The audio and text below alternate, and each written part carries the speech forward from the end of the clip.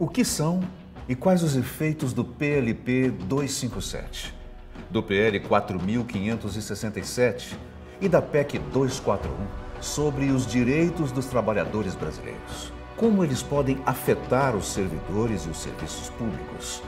E quais os reflexos para a sociedade?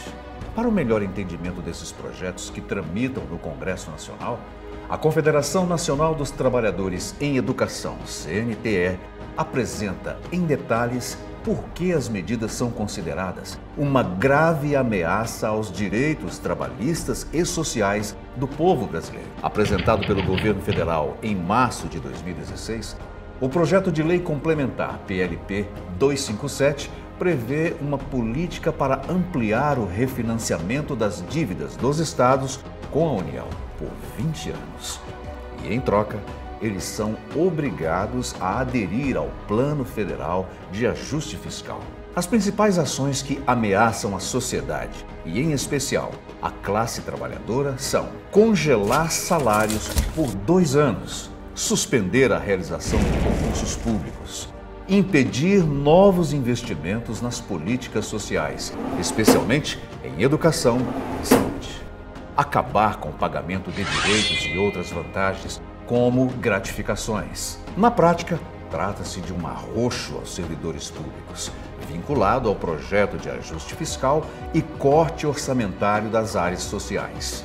O projeto de lei PL 4.567 de 2016 tem origem numa proposta aprovada em fevereiro deste ano no Senado, o PLS 131 de 2015, do então senador José Serra, do PSDB de São Paulo, que atualmente é ministro de Relações Exteriores. O PL altera as regras para a exploração de petróleo e gás natural do pré-sal, extinguindo a atuação obrigatória da Petrobras em todos os consórcios formados para a produção nessas áreas. No atual regime de partilha, a Petrobras é responsável por pelo menos 30% da operação de cada bloco contratado para exploração e produção de petróleo e gás. O sistema garante recursos para a educação, a saúde e o desenvolvimento científico e tecnológico do país. Se o projeto for aprovado, qualquer campo do pré-sal poderá ser explorado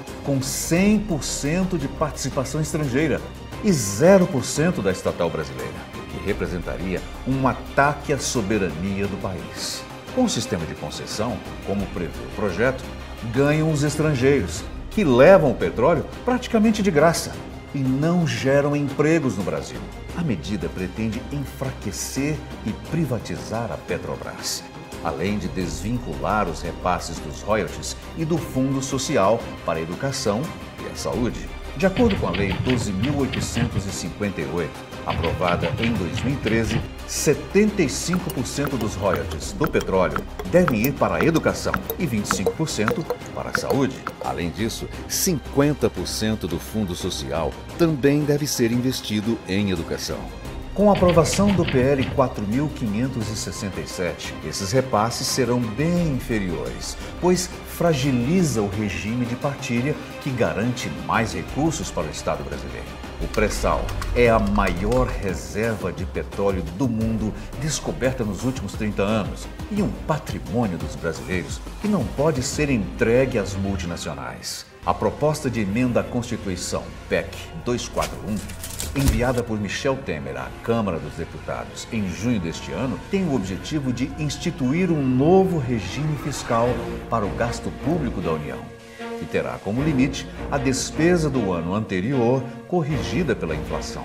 A medida vai congelar todo o custo com saúde, educação, esporte, segurança e tudo que seja serviço ou investimento público por 20 anos. E o dinheiro economizado será usado para pagar a dívida pública. Se aprovada, a primeira consequência da PEC 241 será o desmonte do Estado enquanto instrumento de prestação de serviços.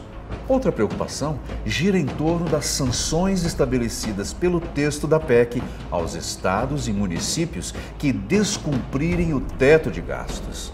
Entre elas estão a proibição de criação de cargos, da concessão de reajustes de salários dos servidores públicos e o impedimento de realização de concursos públicos. Além disso, tendo como limite a inflação, será impossível cumprir o compromisso do Plano Nacional de Educação, PNE, de aplicar 10% do PIB nos programas educacionais até 2024. Segundo dados do Instituto Nacional de Estudos e Pesquisas Educacionais, Anísio Teixeira, INEP, de 2013, a porcentagem do investimento público direto em educação em relação ao PIB do país foi de 6,2%. A aprovação da PEC também trará impacto no piso salarial do magistério, que terá o seu valor real congelado.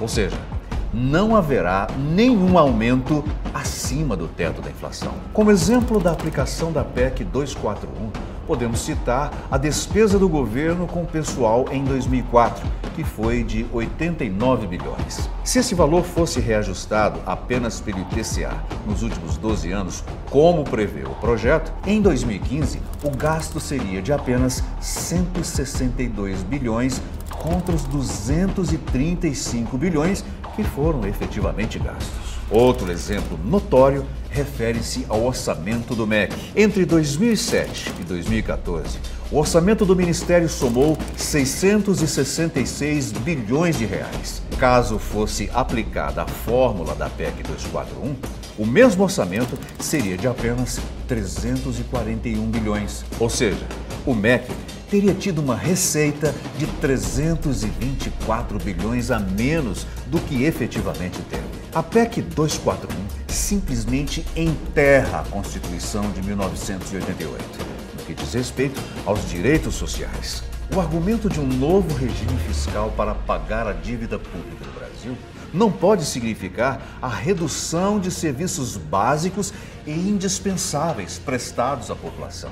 E ainda a retirada de direitos conquistados pelos trabalhadores brasileiros. A CNTE e os seus sindicatos filiados lutarão contra a aprovação desses projetos, pois o congelamento dos investimentos sociais nos próximos 20 anos é inconcebível com a demanda da sociedade por mais e melhores serviços públicos. Se aprovadas, as medidas inviabilizam as metas de inclusão do PNE, a política de valorização salarial do magistério e a perspectiva de implementar o piso e as diretrizes nacionais de carreira para todos os profissionais da educação. E você que paga impostos, que serviço público quer para o país? Diga não ao PLP 257, ao PL 4567 e à PEC 241.